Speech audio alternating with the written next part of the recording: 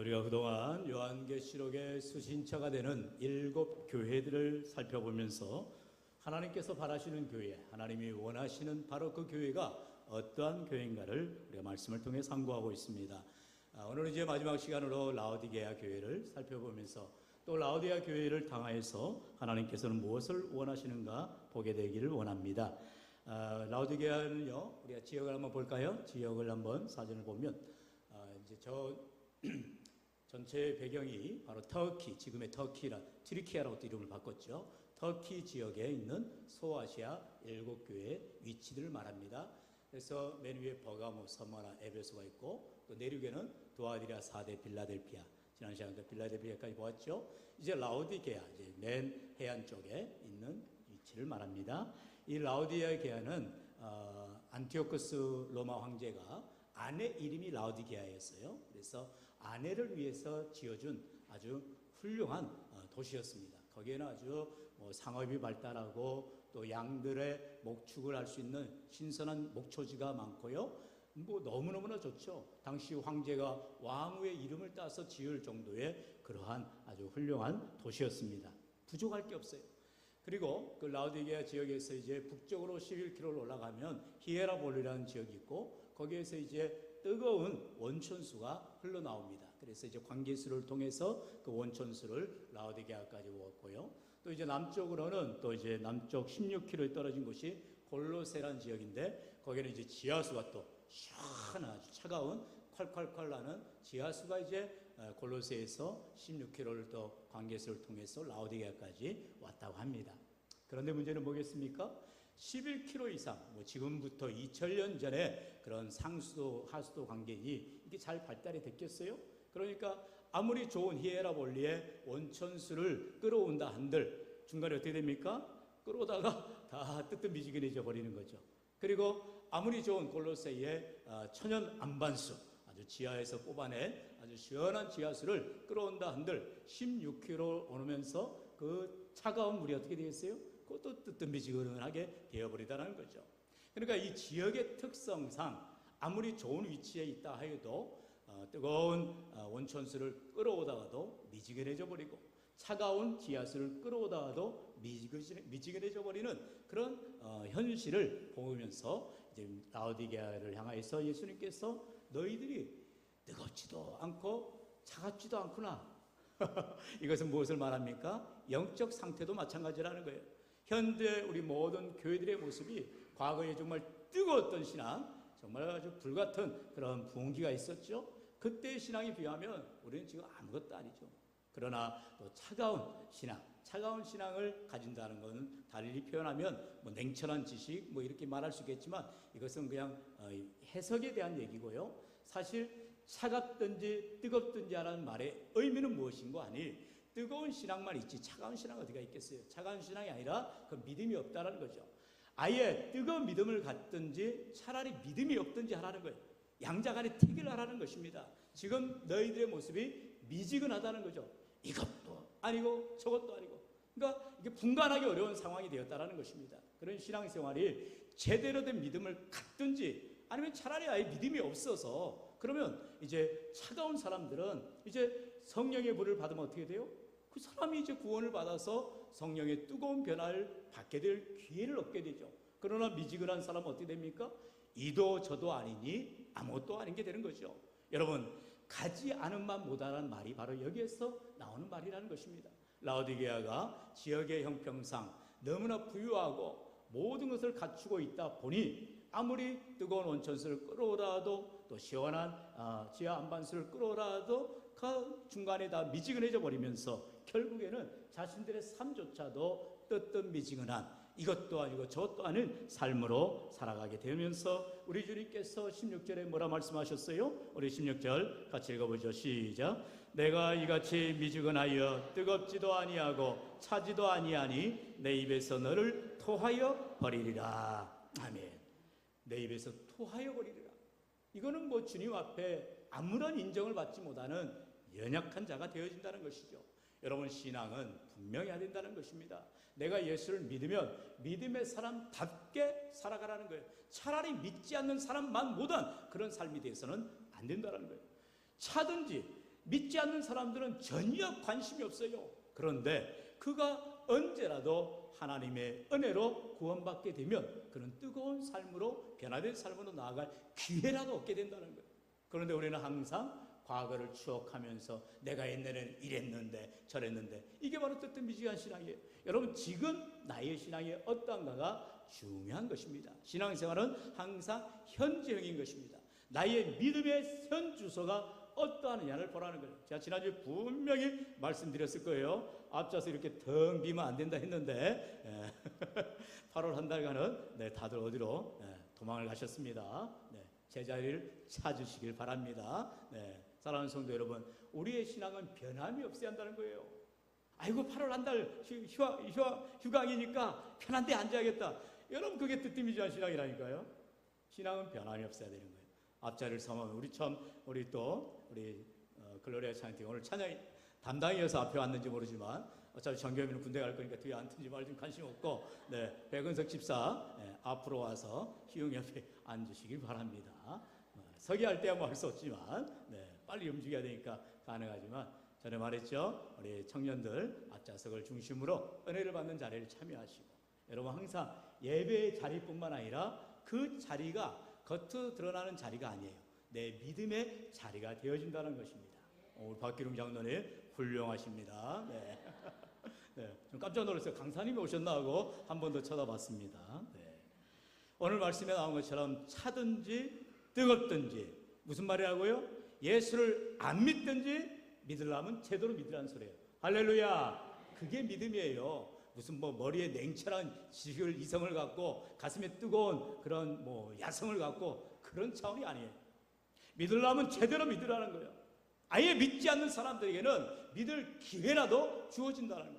근데 이건 한 발은 교회에 한 발은 세상에 이래서는 안 된다는 거죠. 여호수아가 뭐라고 말했습니까? 마지막 여호수아 24장에서 너희들이 양당간에 택일하라. 저 애굽에서 믿었던 신이나 또 이 가나안에서 믿었던 신들을 따르든지 아니면 여호와를 섬기든지 하라. 하나님을 섬기든지 아니면 세상 신을 섬기든지 둘 중에 하나 하라는 거예요. 이도 저도 아닌 신앙생활은 하나님이 내하여 토하여 버리겠다 말씀하고 있다는 것입니다. 여러분이 그렇기 때문에 우리의 신앙생활이 뜨거운 신앙생활을 해야 되는데, 문제는 또 무엇이에요? 너무 또 뜨거운 사람들이 있어요. 이게 광신도죠. 광신도. 여러분, 이단의 특징이 바로 이러한 무지몽매합니다. 그냥 미슈미하고 나가는 거예요. 여러분, 이건 잘못된 신앙이죠. 왜냐하면 신앙에는 분명한 삶의 증거가 나타나야 되는 것입니다. 여러분, 그렇기 때문에 우리가 믿음이 뜨겁다는 것은 하나님의 말씀의 바탕이 되어져서 그게 이제 삶으로 드러날 때 참된 믿음의 삶이 된다는 거예요. 죄송하지만 아까 우리 송기훈 탤런트 분 교회 방문 카드도 쓰시고 또 자연스럽게 인사를 나눴는데, 아유 세상에 그렇게 말을 하는 거예요. 부부가 이번 한 주간에 캄보디아에 가난한 아이들한테 구제하러, 봉사하러 갔다 오긴다고 하는, 제가 깜짝 놀랐어요. 아니 그분들이 예수님을 잘 믿는지 못 믿는지 모르겠는데 해마다 그렇게 해외 봉사활동을 다닌다고 말하는 거예요. 단체에서 하는 건지 개인이 하는 건지 모르겠습니다만 제가 깜짝 놀랐습니다. 야, 정말 귀한 분들이구나. 여러분, 우리의 삶에 물론 그걸 자랑할 사람들도 있겠지만 보이는 가운데 보이지 않는 가운데에 그리스도의 선한 영향력이 나타나야 할 줄로 믿습니다.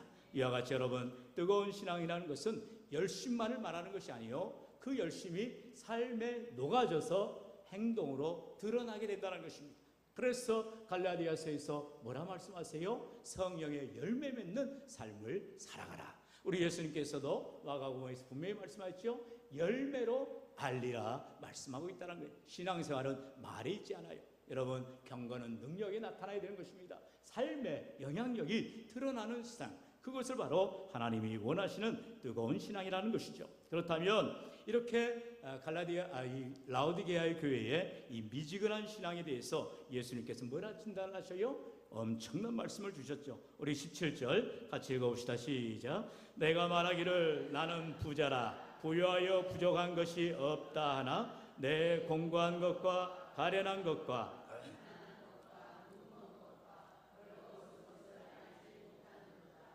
아멘.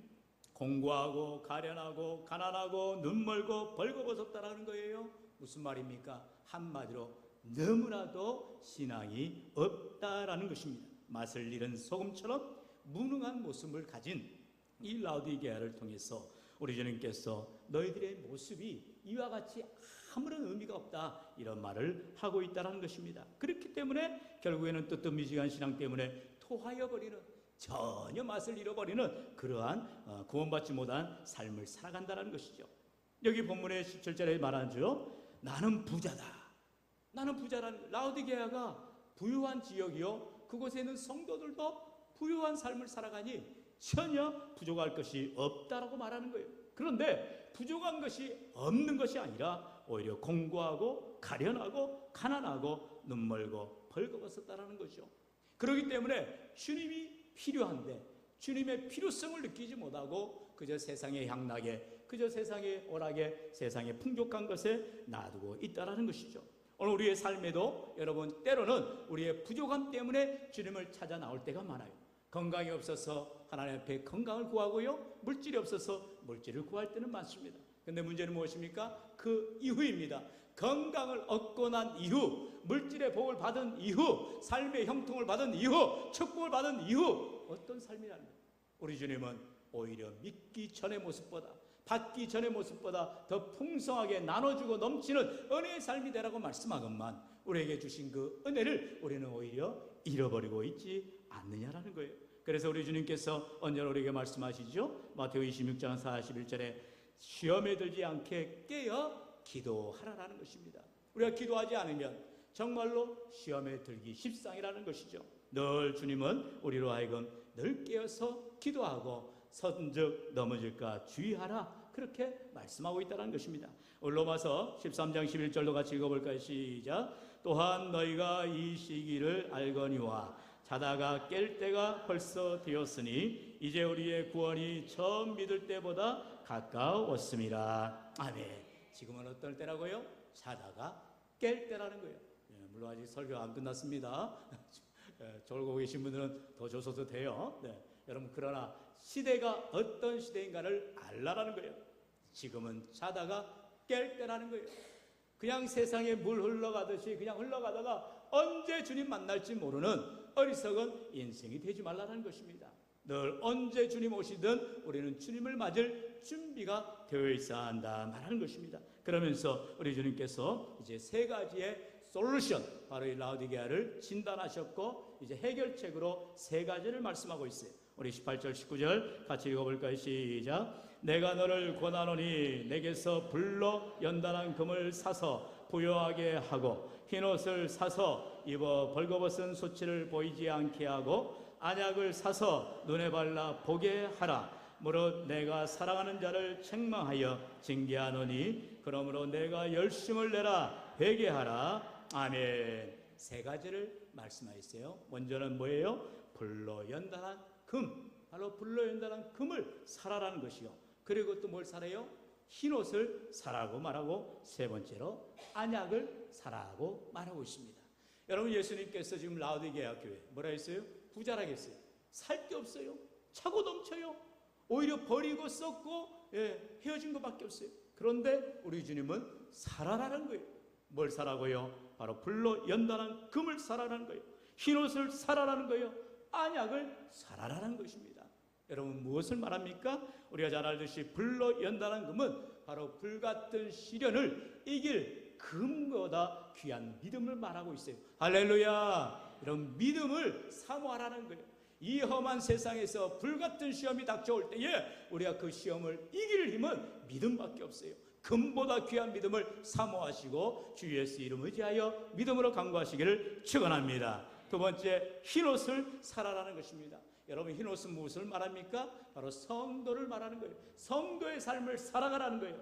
때묻고 지저분하고 더러운 삶을 살아가지 말고 깨끗한 삶, 정결한 삶, 순결한 삶, 하나님이 기뻐하시는 믿음의 삶을 살아가라는 거예요. 어떻게 해요? 말이나 행실이나 삶의 모습이 덕스러운 삶으로, 우리가 금요일마다 이제 이번 주 금요일이 마지막 시간인데 우리가 신의 성품을 닮아가는 자들이 되기 위해서 7가지의 귀한 성품들 배워가고 있어요. 마지막으로 사랑을 더하라 말씀하고 있습니다.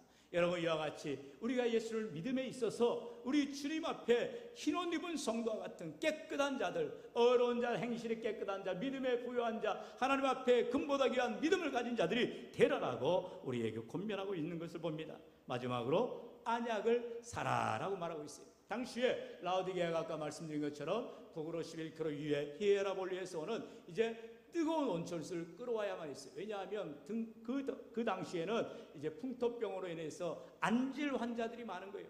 그러니까 뜨거운 온천수에서 이제 눈을 깨끗이 씻어야 되는데 그 뜨거운 온천수의 물이 어떻게 해요? 11km 오다가 다 뜨뜻미지게 됐다는 거예요. 그러니까는 오히려 눈병이 더 터져버린 거예요.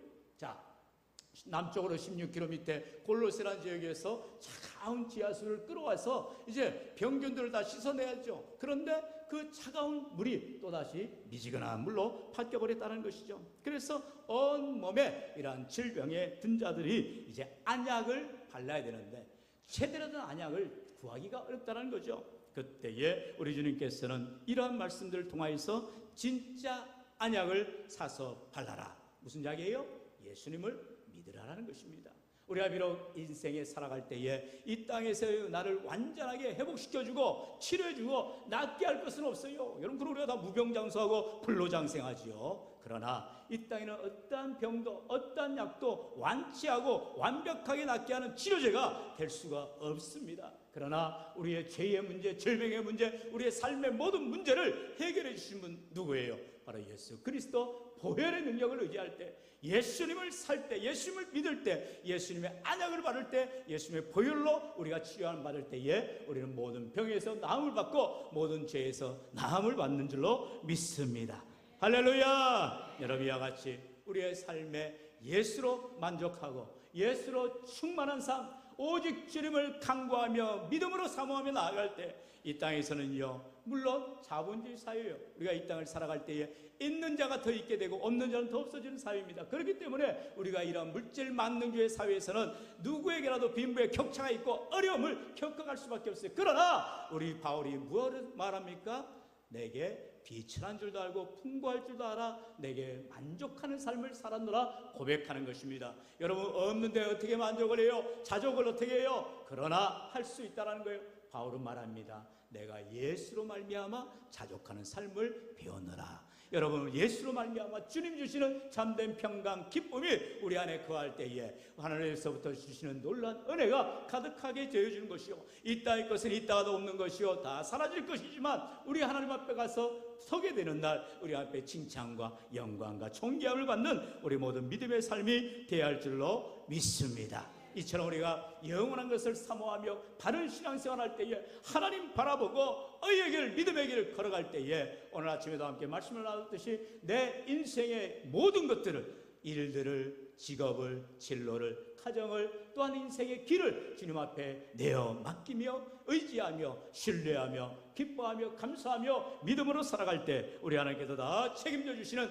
은혜의 삶이 되실 줄로 믿습니다. 우리 마지막으로 히브리서 12장 2절 상반절 다 같이요, 시작. 믿음의 주요 또 온전케 하시는 이인 예수를 바라보자. 아멘. 여러분, 우리가 잘 알듯이 이스라엘 백성들이 광야 가운데서 그토록 원망하고 불평하고 하나님을 믿지 않으니 하나님께서 어떻게 합니까? 불뱀을 던지셨어요. 그래, 불뱀으로 인하여서 다 고통을 당하고 물려 죽게 되었다는 것입니다.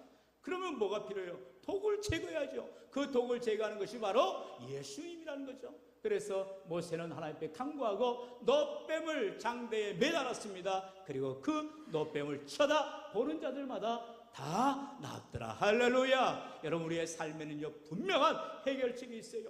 예수님을 바라볼 때에, 주님을 의지할 때에, 주님과 동행할 때에, 말씀과 기도로 살아갈 때에 반드시 주님이 나를 치료해 주시고 해결해 주시고 이 험한 세상의 믿음으로 승리하는 귀한 삶이 되시기를 주의 이름으로 간절히 축원합니다. 축원합니다. 이 시간 주신 말씀을 의지하면서 하나님, 우리가 이 땅